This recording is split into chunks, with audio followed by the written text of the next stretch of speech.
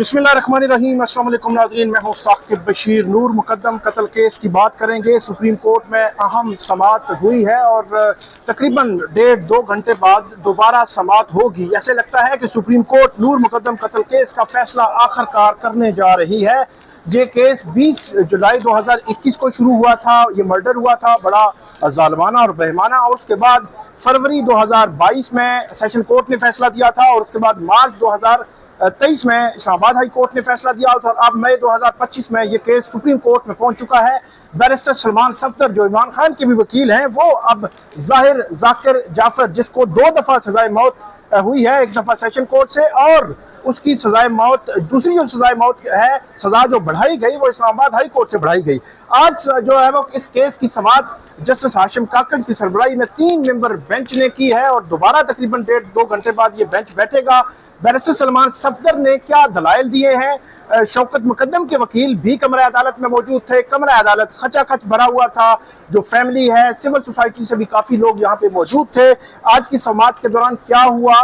Barrister Salman Safdar ज़ाहिर ज़ाकिर जाफर को बचाने के लिए क्या जो वो केस सुप्रीम कोर्ट के सामने रख रहे हैं, वो आपको बताते हैं। सबसे पहले तो जो सलमान सफदर हैं, उनकी जानिब से जो पूरा केस बताया गया कि किस किस को सजा हुई है, क्योंकि इसमें थेरेपी वर्क्स के लोग थे, उनको एक्विटल हो गई थी, वो बरी हो गए थे सेशन कोर्ट से।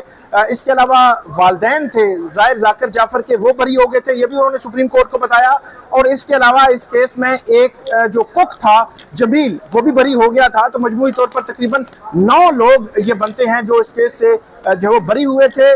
3 लोगों को सजाएं हुई थी। उन्होंने बताया कि ज़ाहिर ज़ाकिर जाफर को सजा हुई, इसके अलावा इफ्तिखार और मोहम्मद जान, इनको सजा हुई।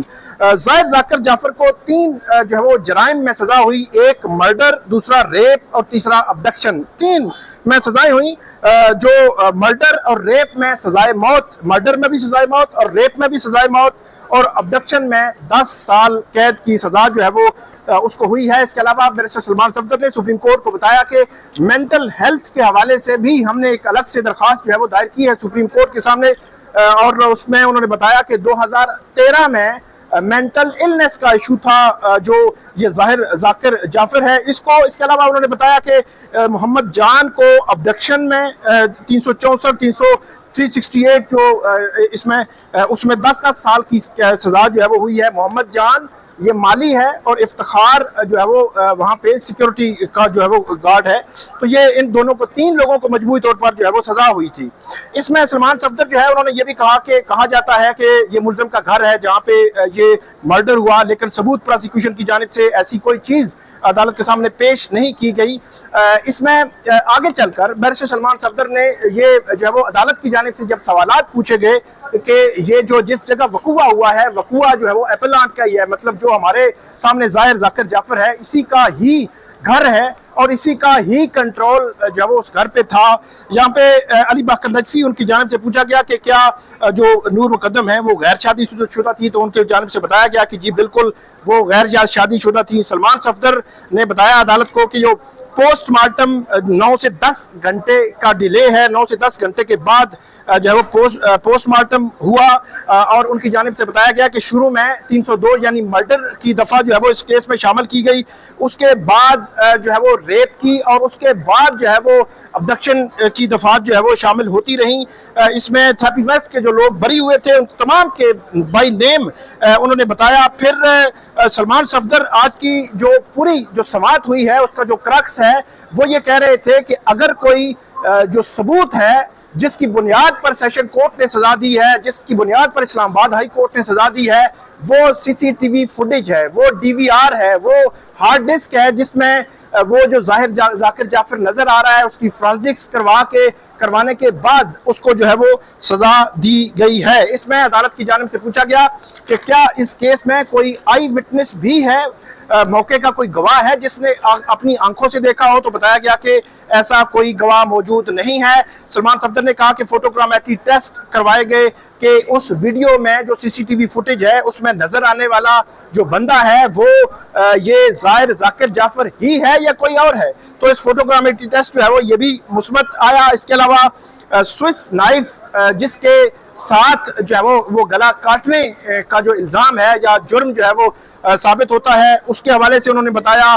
فنگر پرنٹ انہوں نے کہا کہ وہ جو سوئس نائف ہے اس میں فنگر پرنٹ میچ نہیں کیے، یہ عدالت کو انہوں نے بتایا۔ ڈی این اے اس میں مثبت ہے، ڈی این اے جس کی بنیاد پر پھر اسلام آباد ہائی کورٹ نے بھی آگے چل کر جو ہے وہ سزا دی تھی۔ اسلام آباد ہائی کورٹ کا فیصلہ پڑھا بیرسٹر سلمان صفدر نے ایک موقع پر، جب بیرسٹر سلمان صفدر کی جانب سے سی سی ٹی وی فوٹیج پر اس کی جانچ پر اور اس کی جو ویڈیوز ہیں، جو آڈیوز ہیں، اس کی جانچ پڑتال کے حوالے سے جب سابق chief justice supreme court Asif Saeed Khosa کے اس ججمنٹ کا حوالہ دیا گیا جو جج ارشد ملک کے کیس میں تھی، اور اس ججمنٹ میں اتنے سخت ایک کرائیٹیریا رکھا گیا، پیرامیٹرز رکھے گئے کہ کس کی بنیاد پر کوئی بھی آڈیو ویڈیو ثبوت جو ہے وہ سپریم کورٹ کے سامنے یا کسی بھی عدالت کے سامنے اس کو جو ہے وہ مانا جا سکتا ہے، تو اس پر جسٹس ہاشم کاکڑ نے بہت ہی غیر معمولی ریمارکس دیے۔ جسٹس ہاشم کاکڑ نے یہ کہا کہ اگر آصف سعید کھوسہ صاحب کا اس پیرامیٹر کو دیکھا جائے تو پھر تو بندہ خانہ کعبہ میں بھی کھڑا ہو کر اگر کوئی بات کرے تو اس پیرامیٹر پر وہ بھی پورا نہیں اتر سکتا۔ تو یہ ایک غیر معمولی ریمارکس تھے، اور جو ایک غیر معمولی پیرامیٹرز جسٹس آصف سعید کھوسہ نے اس میں رکھے تھے آڈیو ویڈیوز کے حوالے سے، میرا خیال میں ان کو انڈائریکٹلی جو جج ہیں جسٹس ہاشم کاکڑ انہوں نے کرٹیسائز بھی کیا ہے۔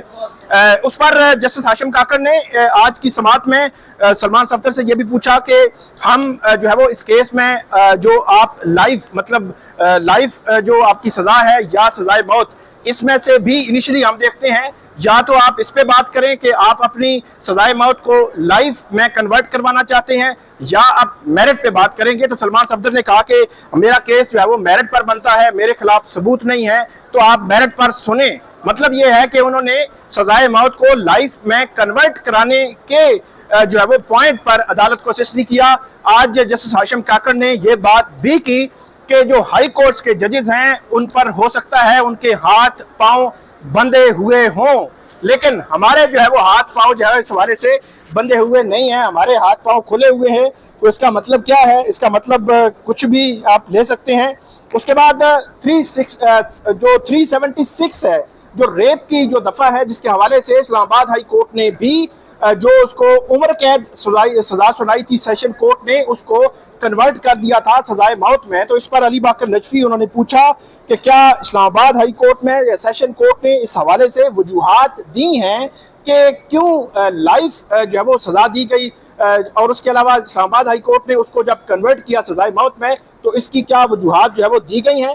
اس کے بعد جسٹس ہاشم کاکڑ نے یہ کہا کہ کیا یہ ایڈکٹ تھا، جب تھراپی ورکس کا بتایا جا رہا تھا کہ تھراپی ورکس کے لوگ وہاں پہ آ گئے، جو یہاں پہ شاہ خاور وکیل ہیں شوکت مقدم کے، انہوں نے عدالت کو یہ بتایا کہ جو مجرم ہے یہ آخری لمحے تک اپنے جو والدین ہیں اس کے کراچی میں موجود تھے، آخری لمحے تک جو ہے وہ اپنے والدین سے وہ رابطے میں تھا۔ تو اس پر تھراپی ورکس کو بھی انہوں نے اطلاع دی اس کے والدین نے، اور اس کے بعد تھراپی ورکس کے لوگ وہاں پہ آئے۔ جب تھراپی ورکس کا ذکر آیا تو جیسے ہاشم کاکڑ نے کہا کہ کیا یہ ایڈکٹ تھا، تو اس پر سلمان صفدر نے کہا کہ یہ پوائنٹ میں آگے چل کر آپ کو بتاؤں گا۔ اس پر جو جج بینچ کی جانب سے ایک اور جو ہے وہ استفسار کیا گیا کہ آپ نے جو 342 کی سٹیٹمنٹ دی ہے جو ظاہر ذاکر جعفر کی جانب سے، اس سٹیٹمنٹ میں آپ نے یہ کہا ہے کہ یہ ایڈکٹ تھا۔ تو اس پر سلمان صفدر نے کہا کہ جو 342 کی سٹیٹمنٹ ہے وہ جو ہے وہ پورشن وائز نہیں لی جا سکتی، اگر اس کا کوئی ایک پورشن لینا ہے تو پھر اس کا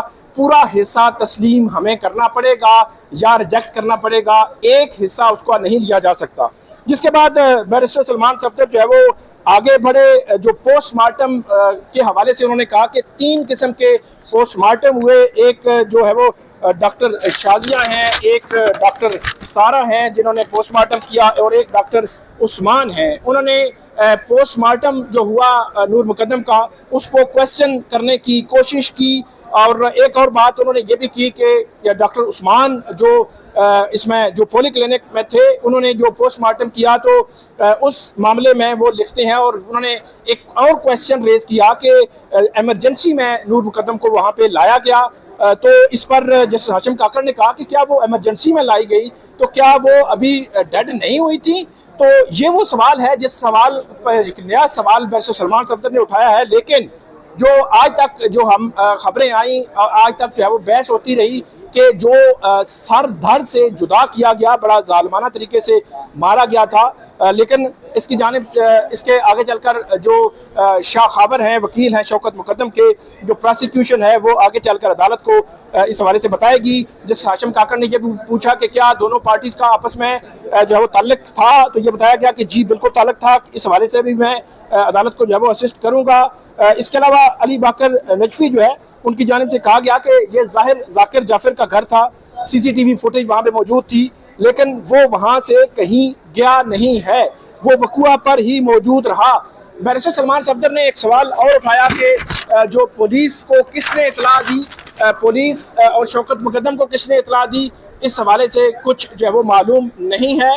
اور اس پر جو پراسیکیوشن کی جانب سے مختلف جو گواہ تھے، اس گواہوں کے حوالے سے بھی کچھ سوالات بیرسٹر سلمان صفدر نے اٹھائے.